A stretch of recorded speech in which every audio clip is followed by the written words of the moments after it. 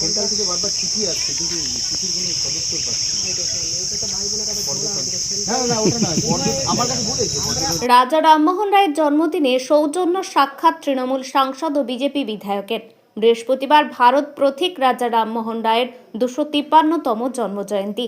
সেই উপলক্ষে রাধানগরে রাজা রামমোহন রায়ের বসত বাটিতে উপস্থিত ছিলেন আরামবাগ লোকসভা তৃণমূল সাংসদ মিতালি বাগ। এরপরে সেখানে উপস্থিত হন খানাকুলের বিজেপি বিধায়ক সুশান্ত ঘোষ। সকলেই রাজা রামমোহন রায়ের মূর্তিতে মাল্যদান করে শ্রদ্ধার্ঘ্য নিবেদন করেন। এরপরেই সেখানে সৌজন্য সাক্ষাৎ দুইজনের। বিধায়কের দাবি, সৌজন্য সাক্ষাতে তিনি সাংসদের কাছে রাজা রামমোহন রায়ের জন্মভূমি সংস্কারের জন্য কেন্দ্রীয় পর্যটন বিভাগ যে রাজ্যকে বারবার চিঠি করছেন এবং হুগলির ডিএমকেও চিঠি করেছেন, কিন্তু তারা কোনো উত্তর কেন্দ্রকে দিচ্ছেন না, সে বিষয়টি জানিয়েছেন। পাশাপাশি সাংসদ যাতে রাজ্যের সঙ্গে কথা বলে এই প্রকল্প বাস্তবায়নের ব্যবস্থা করেন তা জানিয়েছেন। আজ আমরা সবাই এসেছি, আমাদের সকলের গর্ব, খানাকুলের গর্ব তথা সারা ভারতবর্ষের গর্ব। সমর সংস্কারক রাজা রামমোহন রায়ের জন্ম ভিটেতে এসেছি। আজকে আমরা ওনার প্রতিকৃতিতে মাল্যদান করেছি। আজকে শুভ দিন, ওনার জন্মদিন। তো সারা দেশ জুড়ে আজকে ওনার জন্মদিন পালন হচ্ছে। সেই সঙ্গে খানাকুলবাসী হিসাবে ভারতীয় জনতা পার্টির পক্ষ থেকে আজকে আমরাও এসেছি, প্রতিকৃতিতে পুষ্পার্ঘ অর্পণ করেছি।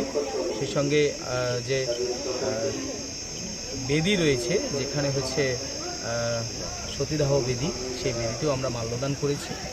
আমরা আজকের দিনটা খুব ভালো করে পালন করছি। রাজা রামমোহন রায়ের এই যে জন্মভিটি সহ এই পুরো খানাকুল এলাকা, এই এলাকার আরও সৌন্দর্যায়ন করার জন্য কেন্দ্রীয় সরকার থেকে বিভিন্ন প্রকল্প নেওয়া হয়েছে, সেগুলো বাস্তবায়িত দ্রুত হোক এটাই কামনা করি। প্রতি বছর তো আমরা পালন করি ওনার জন্মদিবস, আমরা পুষ্পার্ঘ অর্পণ করি, কিন্তু এই এলাকার ডেভেলপমেন্ট করার জন্য বেশ কিছু কাজ বাকি রয়েছে।